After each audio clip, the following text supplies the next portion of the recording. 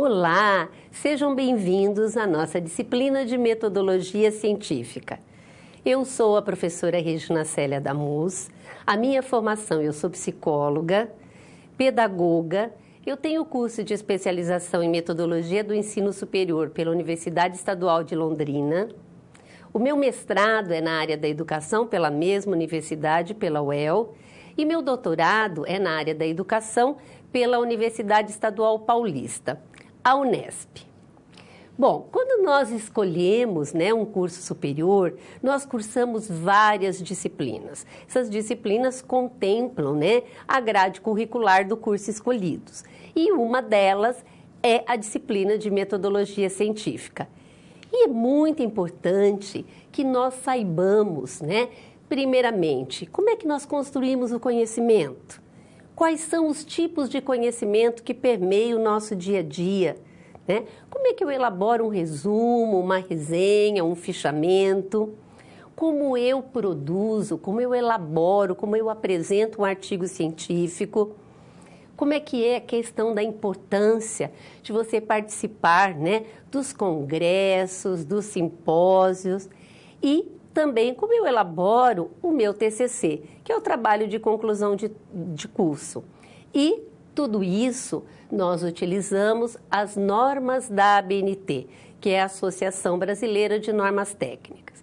Então, esses conteúdos, eles contemplam a ementa, a nossa disciplina. E eu gosto também de fazer uma ressalva com relação à disciplina de Metodologia Científica. Durante a sua formação, você vai poder utilizar em todas as demais disciplinas, todos esses conteúdos que nós vamos trabalhar nessa disciplina, certo? Então, nós vamos desenvolver todo esse nosso trabalho focando todas essas questões. Também quero apresentar para vocês o livro da disciplina. Esse é o livro de Metodologia Científica da nossa disciplina. E também quero ir até a Câmara de Documentos agora para apresentar para vocês o aplicativo Saber, que vocês vão poder baixar no celular de vocês, no computador, no tablet, para que vocês tenham acesso ao livro da disciplina de Metodologia Científica. Então, olha, é só baixar o aplicativo e aí vocês vão entrar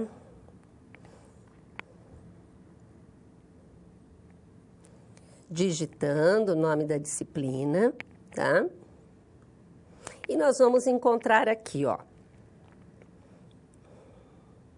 o livro da disciplina. Observem que ele está completo e ele é composto de 4 unidades. Na primeira unidade, nós estudamos a questão da cientificidade do conhecimento e ele está sendo apresentado em 4 sessões. Na nossa segunda unidade, nós vamos trabalhar com tipos de produção científica, também, ó, dividido em 4 sessões. Na unidade 3, o nosso foco é trabalhar projeto de pesquisa, também com as 4 unidades. E a 4ª unidade, nós vamos falar a respeito do trabalho de conclusão de curso, do TCC, vamos falar sobre artigo científico, o paper, e vamos trabalhar sobre as normas da ABNT. Então, vejam, que vocês vão poder estar consultando toda a nossa aula, todo o material de vocês. Eu estou abrindo aqui na nossa seção 1, do nosso livro, que é o que nós vamos estar trabalhando, ó, os critérios da cientificidade da construção do conhecimento. Então, aqui, ó, vocês têm acesso a todo o conteúdo a respeito do livro, certo?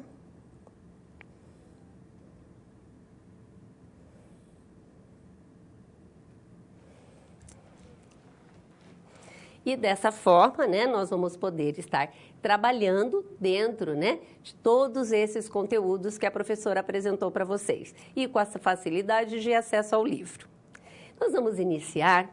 Eu quero apresentar para vocês a nossa situação geradora de aprendizagem. Essa situação geradora de aprendizagem, ela vai permear, todo o nosso trabalho dentro dessa unidade.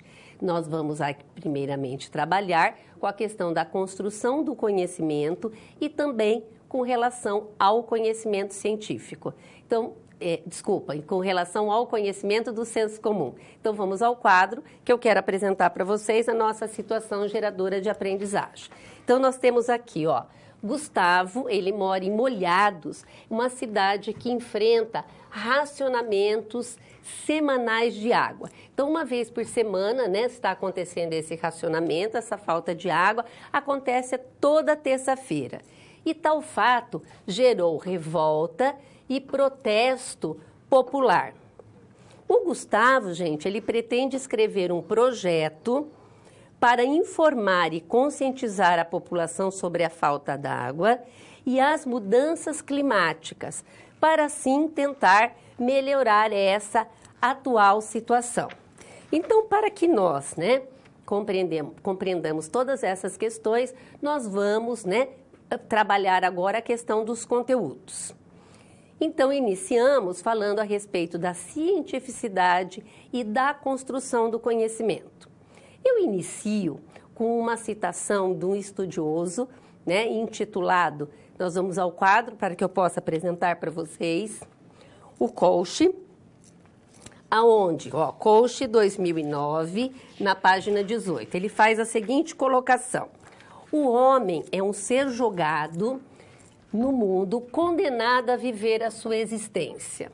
Por ser ele existencial, ele tem que interpretar a si e ao mundo em que vive, atribuindo-lhe significações. E esse homem, ele cria intelectualmente representações significativas da realidade.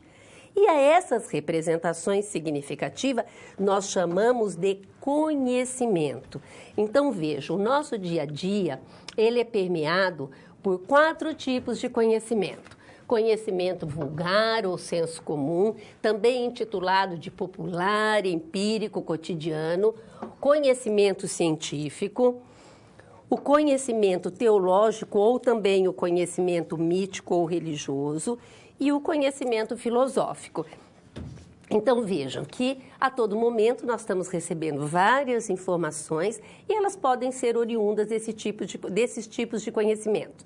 Então, nós temos aí o conhecimento do senso comum, é o conhecimento baseado nas suas experiências, é o conhecimento de oitiva, é o conhecimento do ouvir dizer. Já o conhecimento científico é aquele conhecimento programado, sistemático, metódico, aquele conhecimento que prova e busca a fidedignidade dos resultados. Temos também o conhecimento religioso, teológico ou mítico, né? Que independente da religião, ele está ligado aos livros sagrados, às tradições e a Deus. E o 4º tipo de conhecimento é o conhecimento filosófico. O que faz a filosofia? Ela questiona, ela indaga, ela é o eterno interrogar, certo? Então, observem que todas as informações que nós recebemos, você vai poder observar. Essa é oriunda de que tipo de conhecimento? Né? Vulgar, conhecimento científico, teológico e filosófico. Com o objetivo, né, de exemplificar esses 4 tipos de conhecimento, nós vamos ver aqui, ó, os conhecimentos e as explicações sobre o mesmo fato. Então, nós temos aqui a explicação sobre a morte. Então, veja, como é que é a questão, né, da explicação da religião, onde a base, né, é a questão da fé. Nós vamos dizer que é vontade de Deus. E a filosofia, né, que é baseada na razão e na questão da lógica, oposição à vida, cessar da consciência. E o conhecimento popular, senso comum, vulgar, cotidiano e empírico, ele está baseado nas experiências, tá? Então, como é que seria a explicação da morte? É velho, caiu, sofreu acidente, bebia, fumava. E a questão do conhecimento científico, onde nós temos a experimentação. Qual seria a questão da explicação? Morte clínica, morte cerebral ou paragem cardíaca irreversível.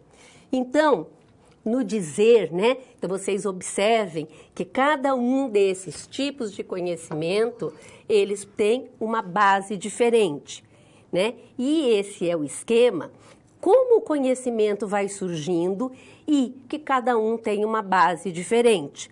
E o que eu quero mostrar para vocês, que não tem um conhecimento certo ou errado. Os enfoques são diferentes, as relações diferentes, né? Então, observem essas informações recebidas aqui e vocês têm condições de estar classificando.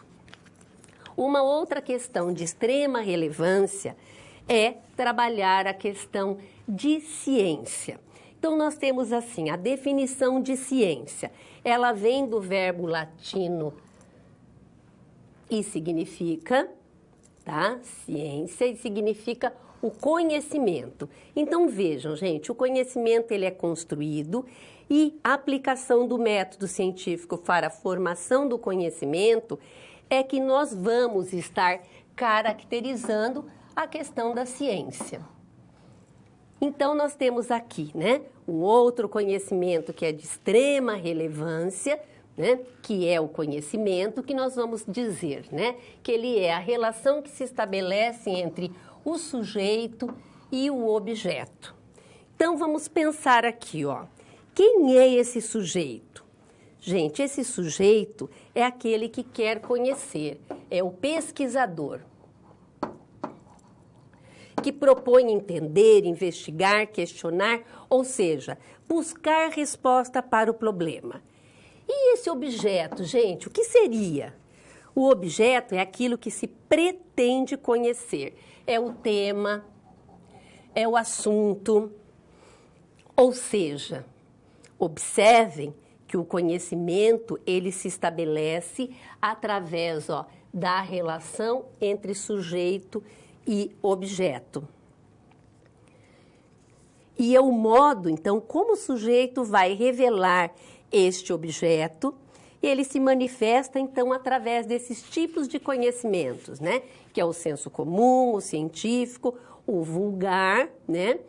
O filosófico e o teológico. Então, vejam, né? Que é de extrema relevância esses 4 conhecimentos permeando, né? Construindo, participando da construção do conhecimento. E um outro conceito de extrema relevância é também a metodologia, que significa o caminho, o meio para atingir um fim. Ele é o estudo dos métodos.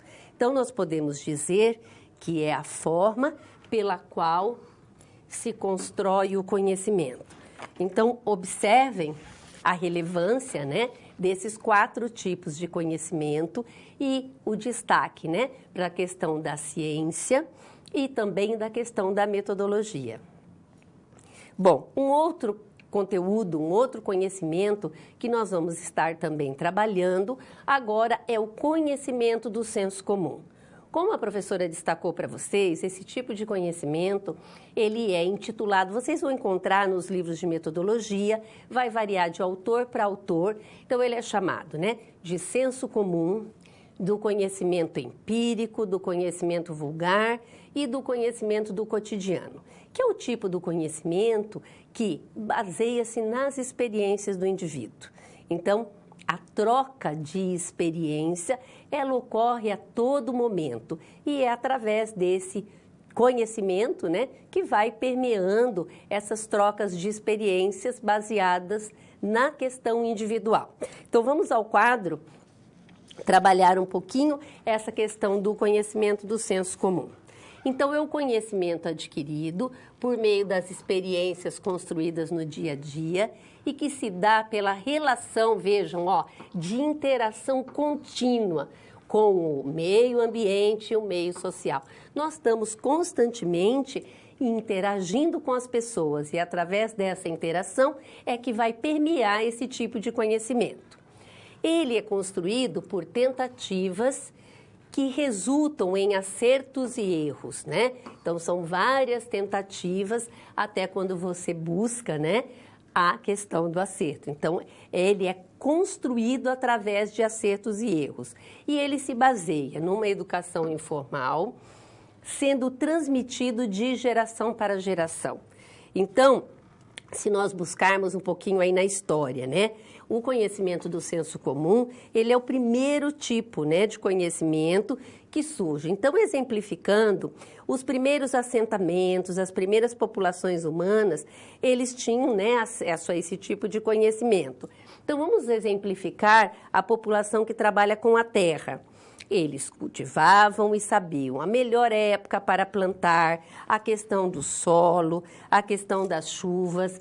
Então, veja que é de extrema relevância essa transmissão, né, do conhecimento. E esse tipo de conhecimento, ele apresenta algumas características, tá? Então, nós temos aqui. A primeira delas é o conhecimento que ele é comum e possível, vejam, a todo ser humano. Todo ser humano tem acesso a esse tipo de conhecimento. Ele é ocasional, ou seja, eventual, né? Assistemático, ou seja, ele não segue um sistema ou um método. E ametódico, não tem um método, não tem uma organização, tá? Por quê? Porque ele é baseado na experiência do indivíduo, então existe a questão da troca. Uma outra questão é que ele não questiona, não analisa e não procede com rigor nem de método nem de linguagem. Ou seja, um indivíduo vai transmitir a sua experiência através, né, da sua linguagem e ele vai realmente passar as questões porque deu certo para ele, como é que as coisas aconteceram. E ele gera certeza desde o seu nascimento, porque se é o relato da sua experiência, da sua vivência, é aquela questão, foi bom para você, deu certo para você. Uma questão, ele gera certezas intuitivas e pré-críticas. Você pode até levantar, né, algumas hipóteses ou questionar algumas questões. Nossa, mas será que isso realmente dá certo? Mas fica nessa condição, ó, de serem intuitivas e pré-críticas. E como consequência, esse tipo de conhecimento ele está muito mais sujeito ao erro. Então, esse tipo de conhecimento, ele tem o seu valor, ele então permeia o nosso dia a dia, né? E tanto a nossa vida pessoal, a nossa vida acadêmica, a nossa vida profissional, quantas vezes você não começa um processo de investigação, né, para estar resolvendo um problema, que aí você está falando de ciência, você está falando do conhecimento científico. E eu costumo destacar que esse tipo de conhecimento, ele é, vamos dizer, o oposto do conhecimento científico. Por quê? Tudo que acontece no meu dia a dia, quem vai responder é a ciência. Então, veja a relevância, né, desse tipo de conhecimento. Eu me deparo com um problema, né, que é baseado aí no meu dia a dia, e a ciência vai responder. Então, eu falo que eles são opostos um do outro, mas a relação entre eles é fundamental, né? Estou destacando essa questão para chamar a atenção de vocês que ele, permeando o nosso dia a dia, essa troca de experiência sempre vai estar presente, certo? Bom, nós vamos agora ao outro momento aqui, onde nós vamos analisar a nossa situação geradora de aprendizagem. Como nós vimos, né, Gustavo, ele tem que elaborar um projeto porque está faltando água no bairro onde ele reside e essa falta de água vem gerando, né, revolta e protesto. E para que o Gustavo, né, possa elaborar esse projeto, ele tem que conhecer muito bem, né, a respeito do que é que está acontecendo. Então, nós vamos agora ao quadro para nós desenvolvermos e trabalharmos essa situação geradora, né, de aprendizagem na visão da construção do conhecimento. Então, assim, como que os conhecimentos existentes e a idealização de melhorias em uma comunidade, elas serão transformadas na questão de um projeto. Então, nós temos aqui, ó, como essa informação e essa conscientização, elas podem ser transformadas em ações para a solução dos problemas referentes à falta de água. Então, se nós analisarmos na perspectiva da construção do conhecimento, primeiramente, nós vamos ver que essas questões, elas precisam ser respondidas pelo meio, através desse projeto. Então, essa questão da informação e a questão, por exemplo, conscientização, gente, ela está ligada a algo prático.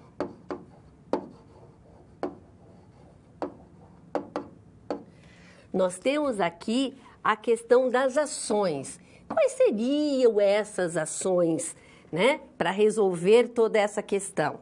E temos aqui o questionamento. Qual é a real, qual é a verdadeira origem, ou seja, a causa da falta de água? A gente pode ver aqui que o Gustavo, ele conhece muito pouco sobre a questão das mudanças climáticas e ele precisa aprofundar, né, o seu conhecimento para elaborar esse projeto. Então, eu tenho aqui uma grande contribuição, uma grande dica, que é de um poeta britânico, Rudyard Kipling. Ele é nascido na Índia em 1865 e faleceu em 1936, aos 71 anos de idade. Olha que dica interessante. Ele faz a seguinte colocação: eu tenho 6 regras que me ensinaram tudo o que eu sei. O que, por quê, quando, como, onde e quem. Se vocês observarem, realmente é uma grande dica, é uma grande ideia, porque aqui nós temos todo o processo dos questionamentos de investigação. Por quê? Porque toda pesquisa, ela começa com a formulação de um problema. Eu parto de um questionamento para fazer o processo de investigação.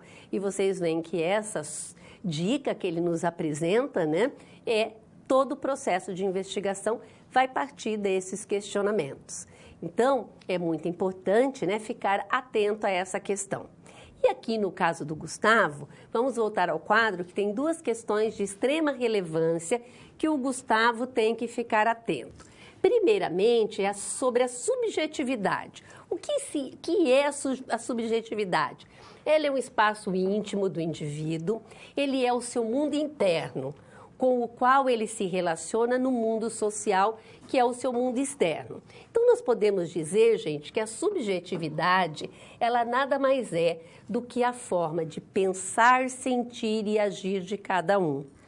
Então, nós temos a nossa individualidade. E uma outra questão muito importante é a objetividade, que é a qualidade, caráter ou condição do que é o objetivo. E essa qualidade, né, do que dá ou pretende dar uma representação fiel desse objeto. É como se esse objeto, gente, a verdade estivesse, é como se a verdade estivesse nesse objeto. E quando a gente fala, tá, dessa questão da objetividade, nós estamos destacando a questão da coletividade. Então, vejam aqui que, com base nisso, né, trabalhar a questão da subjetividade e objetividade, o Gustavo vai tentar resolver o problema da água e ver essa subjetividade que está presente na interpretação de cada indivíduo, né? Porque se é a forma de pensar e sentir de cada um, então o pensamento de Gustavo, ele pode levá-lo a quê? Primeiramente, em pensar em possíveis caminhos. Quando ele pensa nesses possíveis caminhos, gente, ele está pensando em métodos. Outra questão é explicar quais as reais origens do problema. Ele vai fazer o que aqui? Buscar a causa. O que é que está acontecendo? Qual que é a causa real dessa falta de água? Ele vai buscar conhecimento sobre as mudanças climáticas, né, que ele tem ideia a respeito disso. Ele vai fazer o quê? Ele vai fazer uma revisão, um levantamento bibliográfico. Vai fazer uma revisão bibliográfica, né, primeiramente a questão do levantamento, buscando nos livros, nos artigos científicos, também nas dissertações, nas teses, nos TCCs, nas monografias, conhecer, tá, o que existe publicado sobre essa questão, tá, das mudanças climáticas. E, de preferência, a professora sugere que, quando faça esse levantamento, com relação aos artigos científicos, buscar as publicações dos últimos 3 anos. Caso vocês encontrem pouco material, ampliem para 5. Por quê? Porque vocês vão buscar e encontrar os últimos resultados, né, de pesquisa sobre o tema. Então, é uma questão que o Gustavo pode, né, o pensamento dele pode levar a essa questão. Outra questão é levantar evidências. O que seriam essas evidências? Aquilo que é claro, que é lógico, que é evidente. E também obter dados objetivos que possam ser verificáveis, ou seja, fazer experiências a respeito. E o Gustavo também, ele pode relacionar esses dados entre si. E vocês sabem, né, que quando nós relacionamos esses dados, você acaba formando uma teia de explicação. E as respostas têm a tendência de ficar mais próximas da verdade. Uma outra questão, o Gustavo pode analisar as informações obtidas e também definir, ações para a solução dos problemas, ou seja, buscar estratégias para resolver essa questão. Então, vejam que dessa forma, né, nós conseguimos entender e explicar, né, essa nossa situação geradora de aprendizagem, olhando no foco da construção do conhecimento, né? Agora nós vamos analisar essa situação geradora de aprendizagem voltado pela questão do senso comum, tá? Como é que seria olhando, né, o conhecimento do senso comum? Então, nós temos aqui, que o Gustavo, então, ele deve identificar se a ação dos moradores, ela é baseada no senso comum. Relembrando com vocês, o senso comum é aquele baseado nas nossas experiências, é a questão do ouvir dizer, tá? Então, para isso, ele poderá criar, instrumentos para obter essas informações. Então, primeiramente, ele vai conversar com os moradores do bairro.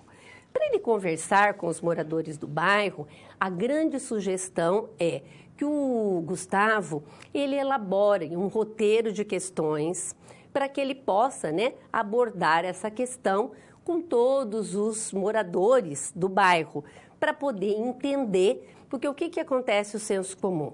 Cada um vai apresentar a sua ideia, a sua experiência.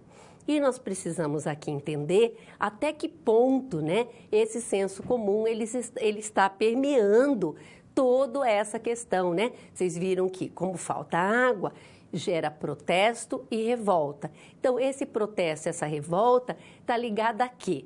As experiências dos indivíduos, dos moradores. Então, se ele montar esse roteiro de questões, ele tem condições de levantar todas essas informações e entender se tudo isso está vinculado ao ouvir dizer, certo?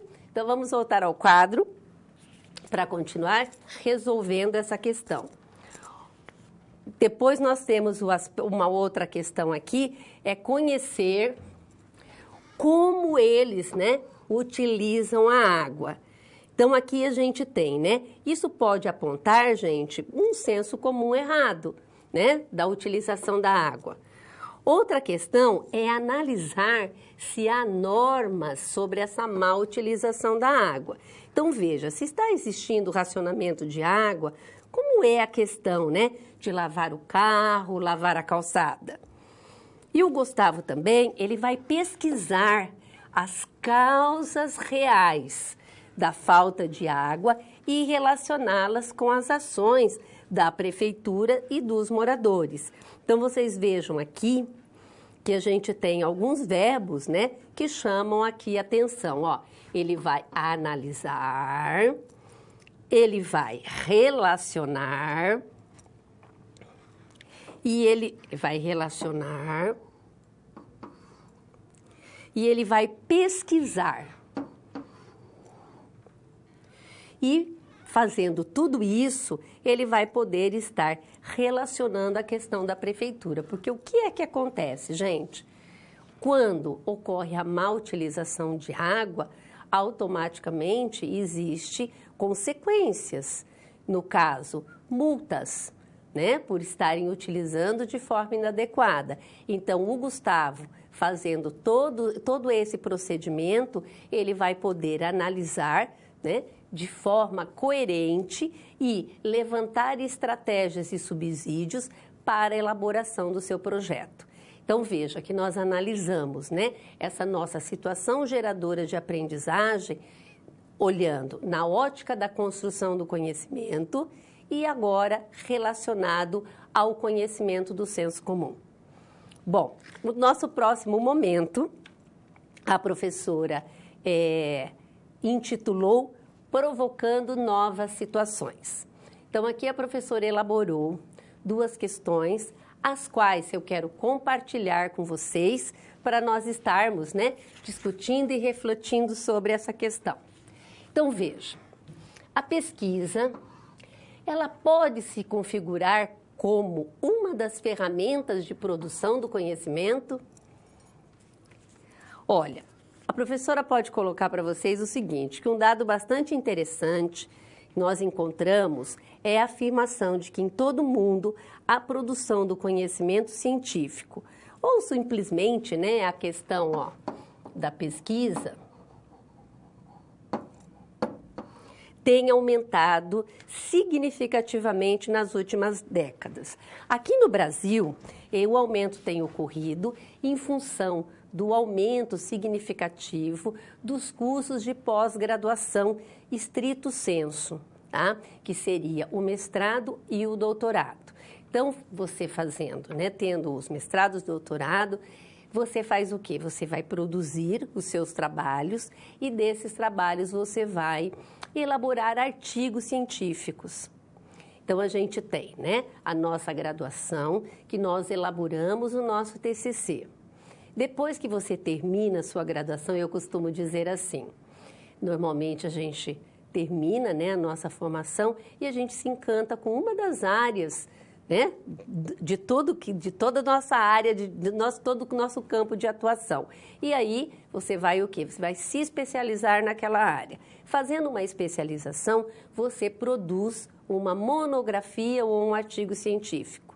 Depois, o próximo passo são os cursos de pós-graduação intitulados estrito sensu, que é o mestrado e o doutorado. Quando você faz o mestrado, você elabora uma dissertação, e quando você faz o doutorado, você elabora uma tese.